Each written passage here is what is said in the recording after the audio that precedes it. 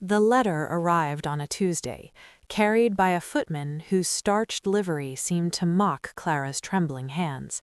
She broke the wax seal, her father's crest, a hawk clutching a thorny rose, with a fingernail already bitten to the quick. The script inside was her father's precise, unforgiving hand.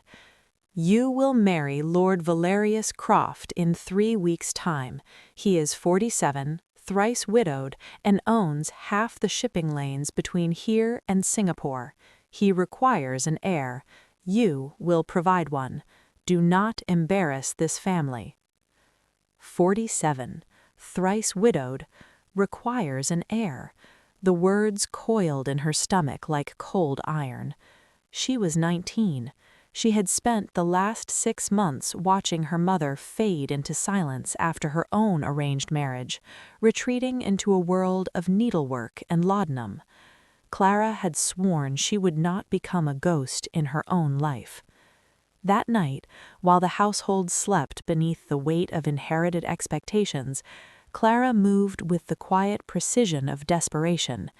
She shed her silk nightgown, pale blue, embroidered with forget-me-nots, a gift from her mother that felt suddenly like a shroud, and pulled on a servant's rough-spun dress, smelling of lye and wood smoke. Into a small satchel went 3 things: a handful of silver coins pilfered from her father's desk, her mother's pearl earrings wrapped in a handkerchief, and a single pressed violet from the garden she'd tended since childhood. Symbols of who she was, who she came from, and what she hoped to find. She slipped through the French doors of her bedchamber onto the terrace, the stone cold beneath her bare feet. Below, the garden waited, a labyrinth of hedges and shadows she had mapped in childhood games. Now it was her escape route. She dropped to the soft earth, the impact jarring her knees, and ran. She did not stop walking until dawn painted the horizon in streaks of peach and gold. Her feet ached, her throat was parched, and the rough wool of the servant's dress chafed her skin raw. She collapsed on a wooden bench in a railway station she'd never seen before, its name painted in faded letters above a platform bustling with strangers. Haversham Cross.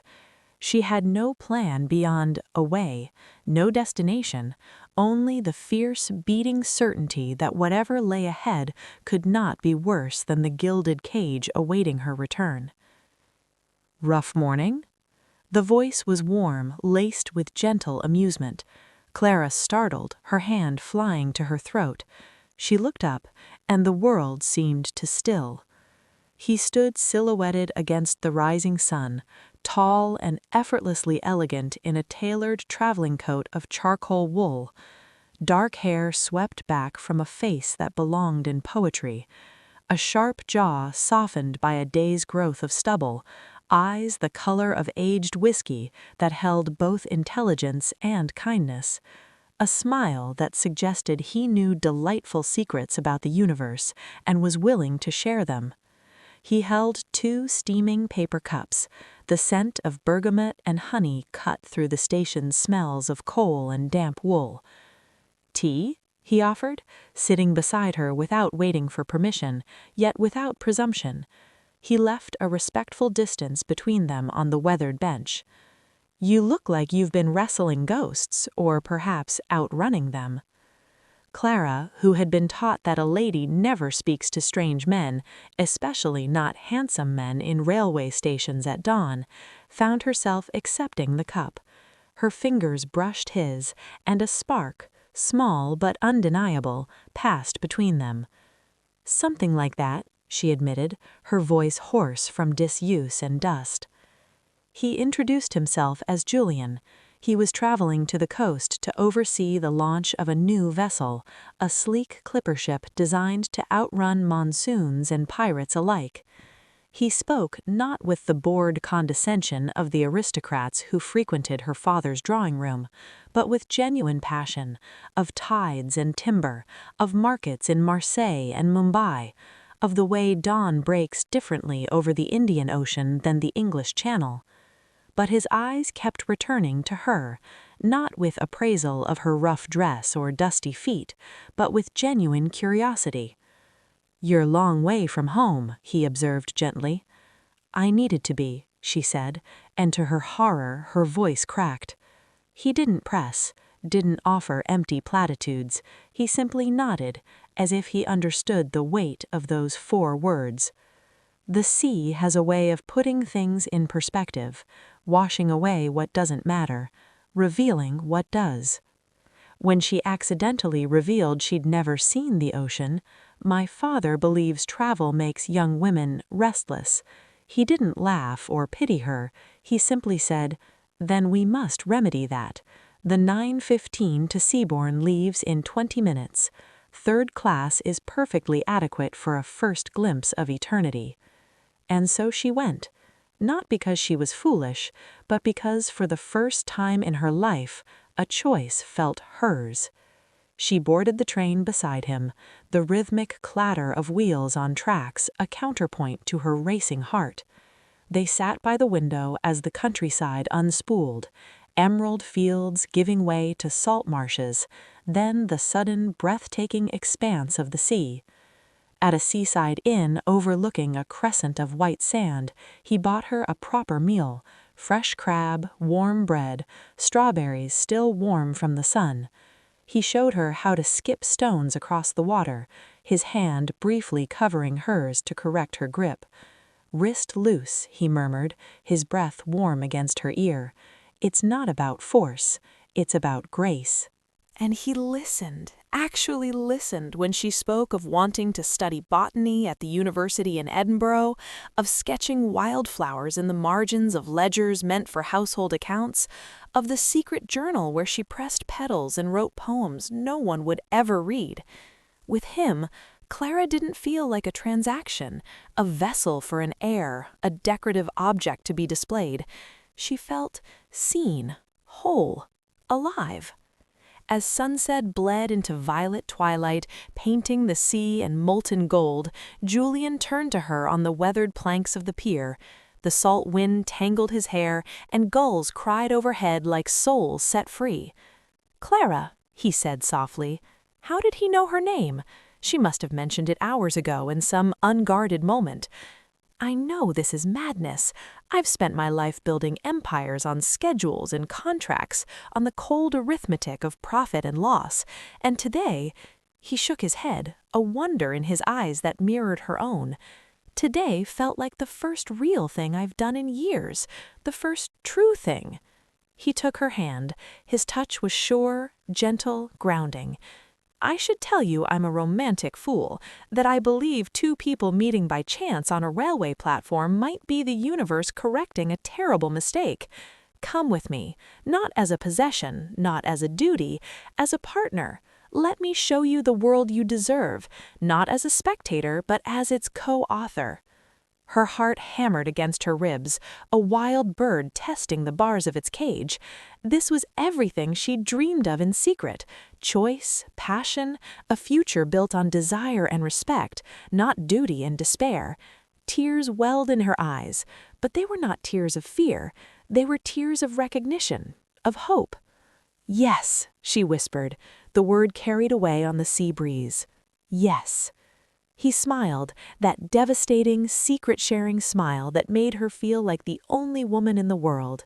He leaned in, his forehead nearly touching hers, and then his gaze shifted past her shoulder. His expression changed. The warmth in his eyes cooled into something more formal, more guarded. The easy posture of Julian the traveler straightened into the bearing of a man accustomed to command. Clara turned. Her father stood 20 feet away on the pier, flanked by 2 stone-faced footmen. But he wasn't enraged, he wasn't shouting, he looked weary, resigned. And beside him stood Mr. Hemlock, the family solicitor, clutching a leather portfolio as if it contained state secrets. "Ah," he said, his voice now layered with a new authority Clara hadn't heard before. "Right on schedule." The world tilted. Clara's blood ran cold. "What is this?" she demanded, stepping back from Julian as if burned. "Are you working with him? Did you follow me?" Julian, no, Lord Croft, Mr. Hemlock murmured with a deferential bow, turned back to her, his eyes softening with an emotion so raw it stole her breath. Regret? Admiration? Love? I received your father's letter 3 weeks ago, the one arranging our marriage. Lord Ashworth was quite explicit about his terms. Your him? The word was a shard of ice in her throat. The 47-year-old widower? The shipping magnate who requires an heir? A rich laugh escaped him, unforced, genuine. 32, actually, and twice widowed. My first wife died in childbirth before we'd been married a year. The second succumbed to fever 3 winters ago. My solicitor, he nodded toward a pale-faced man hovering near the inn's entrance, exaggerated my age and matrimonial history at your insistence. Something about encouraging compliance and managing expectations. Clara stared, uncomprehending. But why? Why meet me like this? Why let me run? Because I refused, Julian said, stepping closer, his voice dropping so only she could hear. I refused to marry a woman who felt trapped. My first marriage was arranged. I was 20, she was 16. We were polite strangers who shared a roof and produced a child who died before her first breath.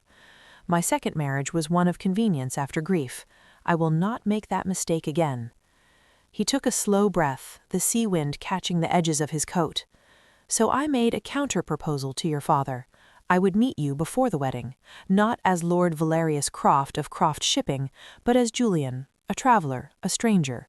If you chose me freely after knowing me, then we would have a real marriage, a partnership. But if you fled, which I rather hoped you would, for it would prove you had spirit, I would find you, not to drag you back, but to give you a choice in the wilderness where no one could influence you. And if, after a day in the world, with the sea at your back and freedom in your hands, if you still chose me— He cupped her face, his thumb brushing away a tear she hadn't realized had fallen. Then I would know you were mine, not by contract, but by choice. And that is the only way I would have you.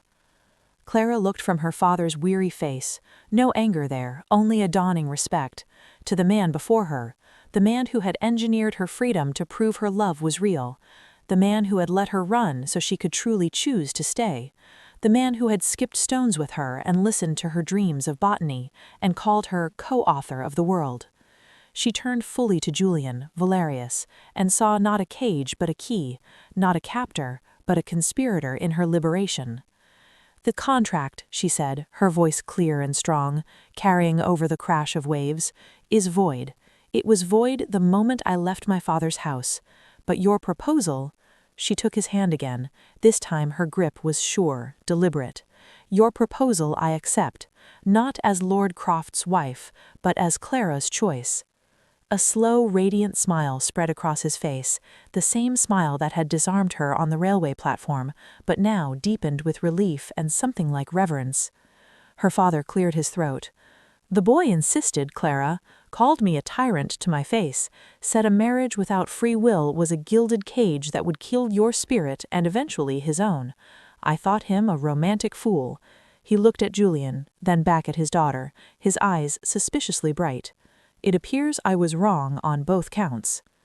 As the last light of day bled into indigo and the first stars pricked the sky, Clara stood on the edge of the sea she had longed to see, hand in hand with the stranger who was now her future. She had escaped a marriage of duty only to discover she'd been running toward a marriage of choice, and in that paradox lay not betrayal, but the most profound gift, the certainty that love, to be real, must always be chosen, again and again, freely, against all odds.